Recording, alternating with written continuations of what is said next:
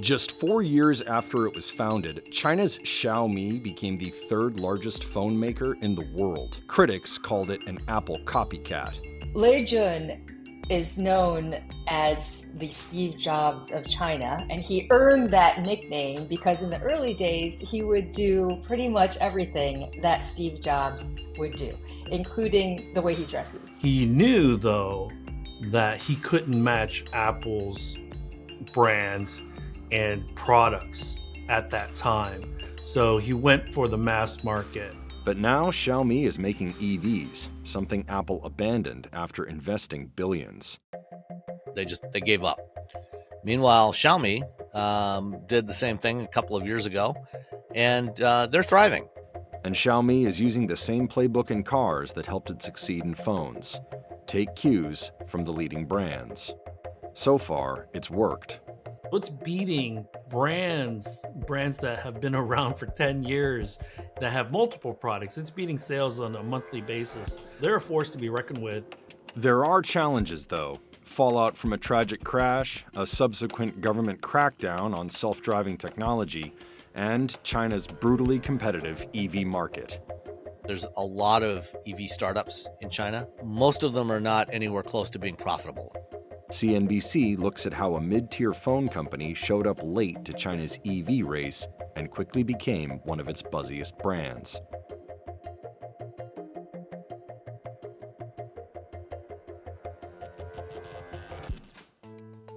A few quick stats show just how fast Xiaomi has elbowed its way into China's crowded EV landscape.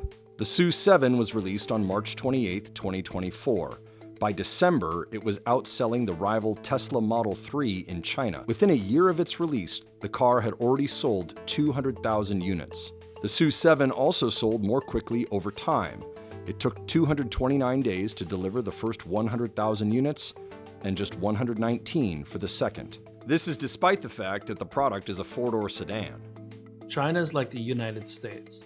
They are a crossover and SUV market. So sedans aren't even that popular in China.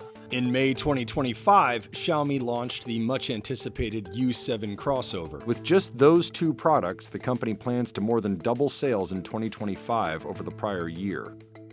Xiaomi only sells domestically, but its reputation is spreading far outside China. Though Chinese automakers, with a few notable exceptions like Polestar and Volvo, can't sell vehicles in the US, at least a couple American automakers acquired SU7s, something they sometimes do to investigate competitors' cars. Rivian's using it to benchmark its own products.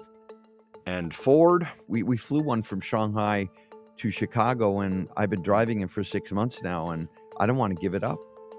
I think that Jim was being the only way he can be, very honest, brutally honest. I also think that was a motivating tool to his folks in Dearborn and his small team in Southern California, that there are significant challenges that Ford needs to overcome in order to build great products like the SU7.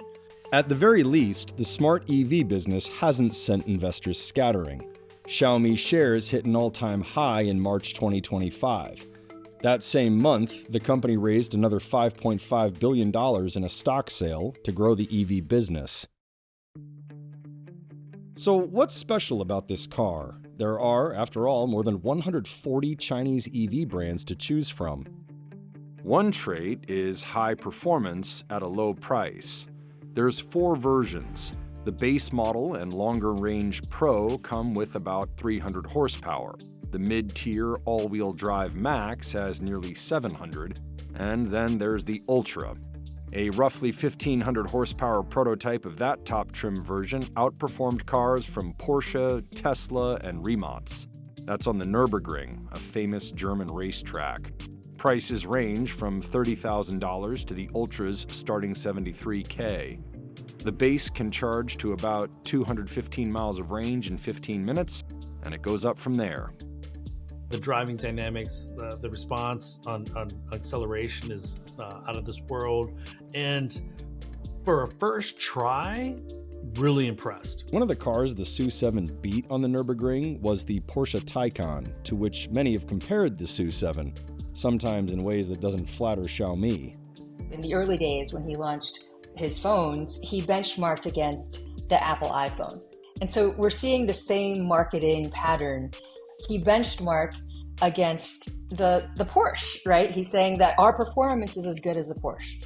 But, this is a car that you can actually afford. That Xiaomi is a tech company provides multiple advantages. Traditional car companies are very product focused, right? This is how fast it goes. This is how many miles per gallon it gets. Technology companies are laser focused on the customer. On the first day the SU7 was available, Xiaomi had a catalog of accessories customers could buy. One of the most impressive things that I saw from Xiaomi outside of driving the vehicle was that, we're anticipating that some customers might want this or might want that.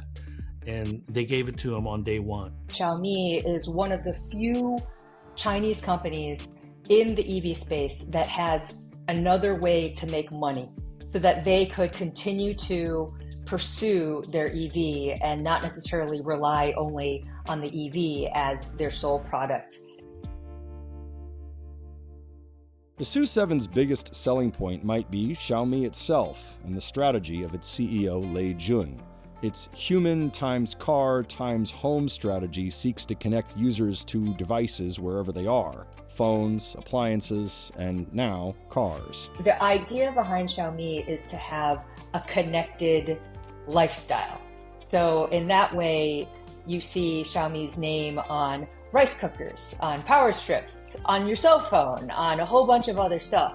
And it's actually quite a different strategy from a lot of other tech companies. The pioneering Apple ecosystem is famous, but Apple is much pickier about what categories it goes into. The tech giant abandoned Titan, its $10 billion effort to build an autonomous EV. The move surprised Tu Lei, who used to work for them. I've never seen Apple flail like that on a decision, but I also know that they are control freaks, that they want to control every aspect of design, engineering, and manufacturing, and they couldn't do that. Auto industry net margins are generally in the mid-single to low double digits range. Apple's are closer to 25%. At the end of the day, Xiaomi succeeded where Apple has not yet. Do I think Apple is still eyeing the transportation market? Yes, I do. But now Apple can look at Xiaomi as a success story and learn from them, which is kind of ironic. Xiaomi is a Chinese company, and China is the biggest EV market in the world. That has its benefits. They've got a full supply chain that does everything from processing raw materials to producing batteries and motors and electronics and everything else. And Xiaomi has been able to leverage that supply chain that has grown up over the last 15 years for electrified vehicles and put it to good use. Some say the fact that a sedan has been able to perform this well in a crossover market means the U7 could be a runaway success.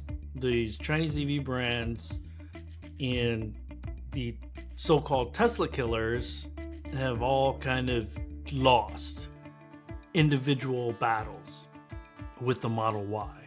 Model Y has been one of the best-selling vehicles in China in 2025, though Tesla has been fighting hard to maintain its share in the country. It started a price war a few years ago, and this year it's offering aggressive financing on the Model Y. Overall, Tesla sales in China are down. I say all this to lead up to the U7, which ultimately could be that one Tesla killer. That said, Xiaomi sales did fall in April 2025 from a record set the month before. That follows a crash that left 3 dead in China. The incident revealed the perils of imitating American tech companies. The things that Tesla has done a lot that others, particularly in China, have copied is doing public beta testing of software, particularly for automated driving systems, and that is now banned. Good for safety, but with these new regulations, it's going to put a damper on the ability of companies like Xiaomi to really appear to be out there on the leading edge of deploying new technologies in their vehicles.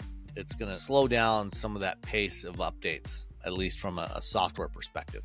Xiaomi has also made some moves since then that have left many questioning the company's prospects for success. Lei Jun did not attend this year's Shanghai Auto Show, where Xiaomi was expected to unveil its U7 SUV. The company told CNBC he was unable to attend due to a scheduling conflict. It did not comment on the accident, referring CNBC to previous statements. In the aftermath of the crash, CEO Lei Jun said on social media, "Our team immediately set up a special task force, rushed to the scene on the 30th, and cooperated with the police on the 31st to retrieve and submit the vehicle data we have." Now, compare and contrast that to last year, where the SU7 was the runaway hit and Lei Jun was getting chased all over the Beijing Auto Show. How much damage this has done remains to be seen. Xiaomi is not a startup, it's an established brand. It had partnered with Chinese automaker BAIC to make its vehicles. Now it has its own manufacturing license in China. The cars are highly desired, despite the recent sales drop. But its history of offering products in every conceivable category might be more of a liability than an asset. And you could argue that it's a good thing because it shows that they really want to push this idea of a lifestyle. And I think that the EV is just an outgrowth of that idea. But then the downside of that is that it could raise questions as to exactly what your brand is all about. In addition to the sheer number of products, Xiaomi is neither a premium brand nor a category leader. You know, the smartphone market, they're somewhere in the middle. You know, sometimes they do well and then sometimes they don't do so well. And then it's the same with the EV market. They're launching and they're in the middle of the pack. EV space is so fiercely competitive, and Xiaomi's biggest challenge is going to be, how do they break out? How do they make sure that they could get ahead in the pack? While the company is profitable overall, the EV segment isn't making money. Gross profit margins for the smart EV business and other new initiatives were 18.5% in 2024, but when all costs and expenditures were factored in, the segment lost $850 million. That loss, however, is 7.1% narrower than the prior year. We'll probably see some consolidation of some of the more than 100 automakers in China. Whether or not Xiaomi can get through this and grow to a scale where they can become profitable, we'll see. They certainly have, I think they have the right pieces in their portfolio as far as the technologies they're using. And if they can prove to consumers, prove to the public that their vehicles are safe, they may well do fine.